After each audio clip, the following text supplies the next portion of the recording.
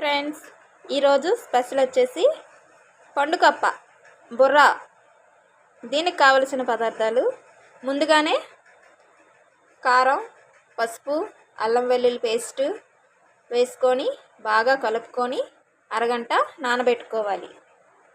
ఈలోపు ఆనియన్స్, పచ్చిమిరపకాయలు, కొత్తిమీర కట్ చేసుకొని ఉంచుకోవాలి. చూసారు కదండి కారంలో ఎంత బాగా నానయ్యో. ఇలా అరగంట నానబెట్టుకొని ఇలా ఉండేసరికి ముందుగా అయితే మనం స్టవ్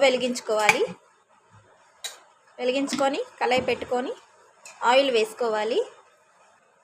ఇలా ఆయిల్ వేడెక్కాలి.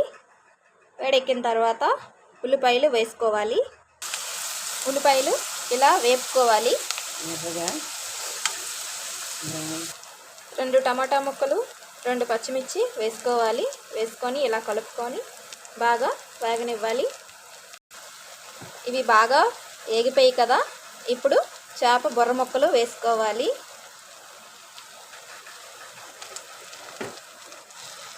ఇలా మొత్తం వేసుకోవాలి.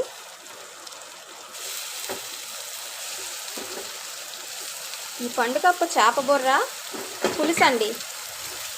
దీన్ని ఇగురు అంటారో పులుసు అంటారో నాకైతే తెలియదు, కానీ మా అత్తయ్య అయితే ఇగురనే అంటున్నారు. మీరు కూడా ఇలా ట్రై చేయండి ఒకసారి. సింపుల్గా చాలా టేస్టీగా ఉంటుంది. ఇలా కొంచెం వాటర్ వేసుకోవాలి.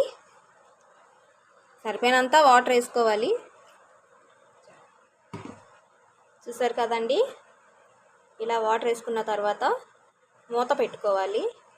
కారం సరిపోతే ఇలా ఉంచుకోవచ్చు, చాలకపోతే ఇంకా కొంచెం వేసుకోవచ్చు. మాకైతే సరిపోయింది. మీరు కూడా ఇలా ట్రై చేయండి ఒకసారి. కొంచెం ఇలా ఉడికాక కొంచెం సాల్ట్ వేసుకోవాలి.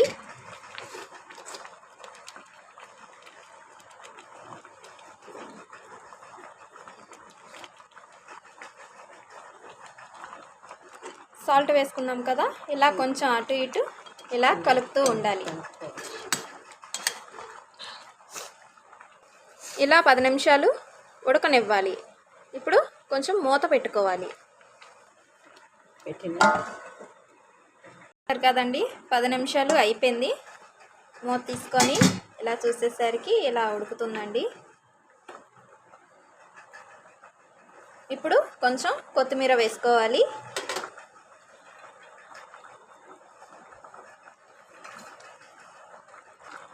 చాప్ మసాలా వేసుకోవాలి.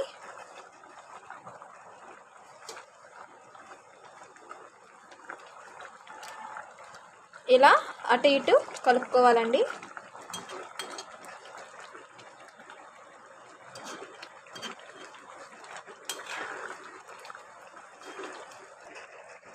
చూసారు కదండి ఎంతో టేస్టీగా యమ్మీగా ఉండే పండుకప్ప చేప బుర్ర అండి, ఇగురు. మీరు కూడా ఇలా ట్రై చేయండి.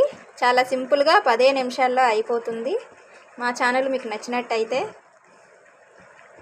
సబ్స్క్రైబ్ చేయండి, లైక్ చేయండి, షేర్ చేయండి.